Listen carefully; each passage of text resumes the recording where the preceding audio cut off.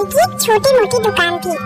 जब भी कोई मौका होता वो अपनी दुकान में उस मौके या सीजन के हिसाब से चीजें लाते और बेचते। जैसे दिवाली हो तो पटाखे, होली है तो रंग, संक्रांति है तो पतंग। ऐसे में देश में ही नहीं दुनिया भर में कोरोना वायरस फैला देख कई कस्टमर उनकी दुकान पर आकर कहते हैं, शाबाश भाई, आपकी दुकान पर मास्क और सैनिटाइजर है।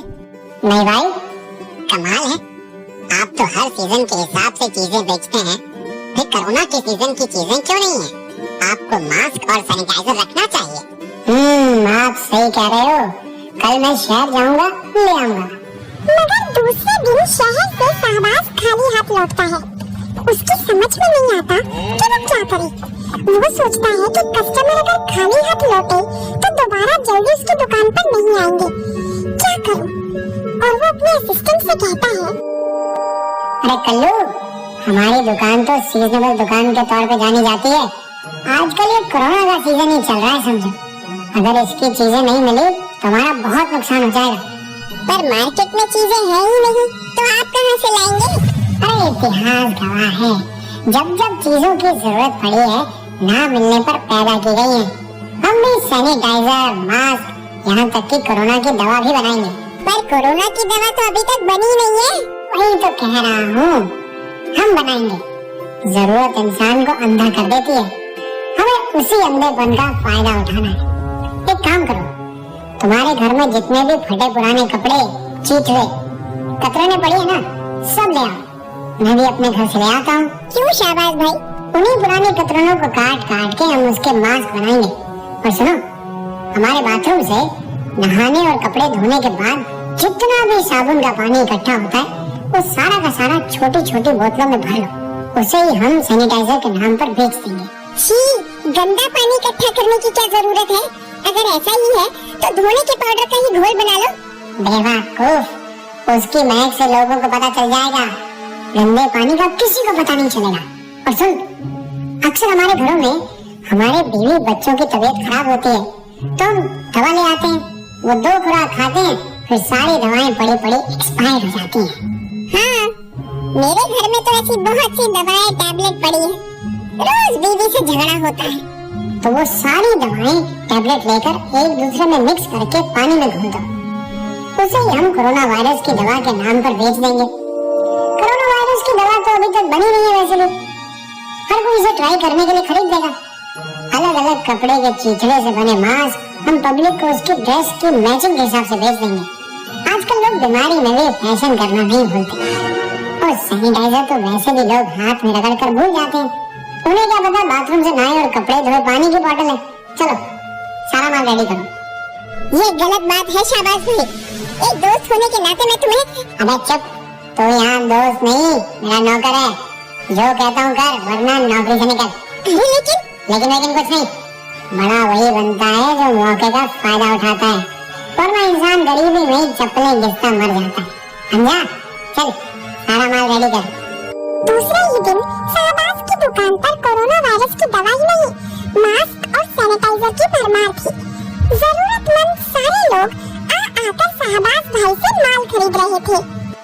अरे वाह, मान गए शहबाज भाई, कहीं भी मास्क और सैनिटाइजर मिल ही नहीं रहा, और आपके पास तो भरपूर स्टॉक है।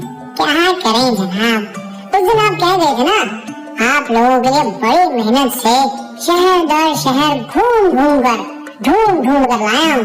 लेकिन ये मास्क कलरफुल क्यों है? भाई थोड़े महंगे मिले हैं।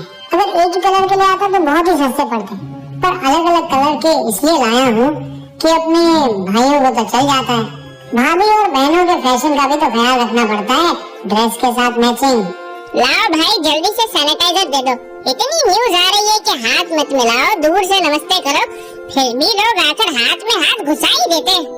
अरे यार, इसमें तो अजीब सी बदबू है। मैंने भी यही कहा था, ये कोरोना वायरस के हिसाब से थोड़ा अलग हटके बनाया है इसलिए। अच्छा, लाओ 3 बोतल और दे दो, और 4 मास्क भी। यार सुना है तुम कोरोना वायरस की दवा भी ढूंढ कर लाए हो? हाँ भाई, आप लोगों के लिए सब कुछ ढूंढ कर लाना पड़ा। ये देखो, अभी मार्केट में आई है। लाओ यार लाओ, 3 बोतल दे दो। 3 क्यों भाई? भाई कोरोना वायरस की बीमारी बुरी तरह फैली हुई है, मार्केट में दवाई नहीं है। क्या पता इनकी भी सारी दवा बिक गई तो अभी से स्टॉक कर लेता हूँ। सही बात है, लाओ 4 बोतल मुझे भी दे दो। और देखते ही देखते शहबाज भाई की दुकान पर कस्टमर की भीड़ लग गई। जब बात आसपास के गांव और नगर तक पहुंची कि शहबाज भाई की दुकान पर मैचिंग के मास्क, नई तरह का फ्रेश सैनिटाइजर और दवा भी मिल रही है, तो कस्टमर टूट पड़े। अब तो उसकी दुकान का माल उसके अपने नगर में ही नहीं, आसपास के दूर दूर तक, यहाँ तक कि शहरों से भी उसके यहाँ डिमांड आने लगी।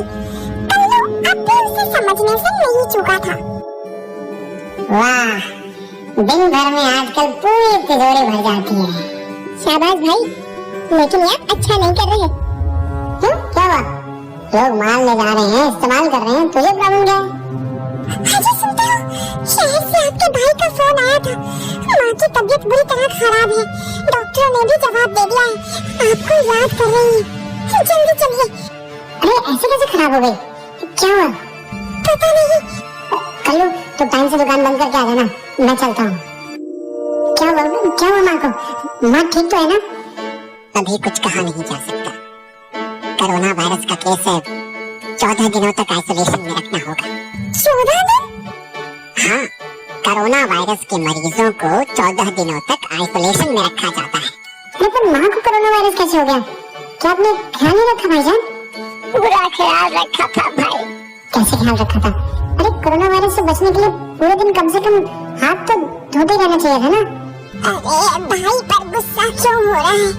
मैं तो पूरे दिन हाथ धो रही थी, ये देख, पूरे दिन सैनिटाइजर भी इस्तेमाल करती रही, ये मास्क भी लगाती थी और कोरोना वायरस की ये नई निकली दवा भी खाई थी। क्या? ये सब? हाँ, 2 दिनों तक खाया, कोई फायदा नहीं हुआ, तब हॉस्पिटल में आई।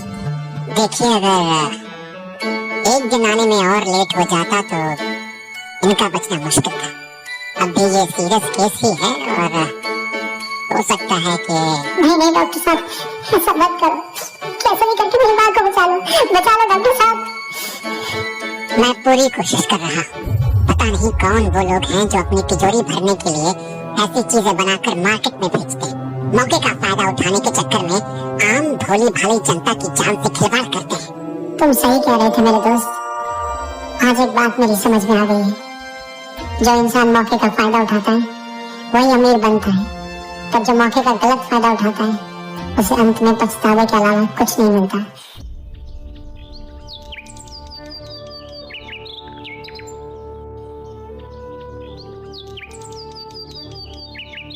बहुत समय पहले की बात है। चंदनपुर गांव में एक किसान रहता था जिसका नाम रामू था। रामू किसान के पास एक मुर्गा था जो सुबह सुबह जोर से कुकड़ू कू करता था।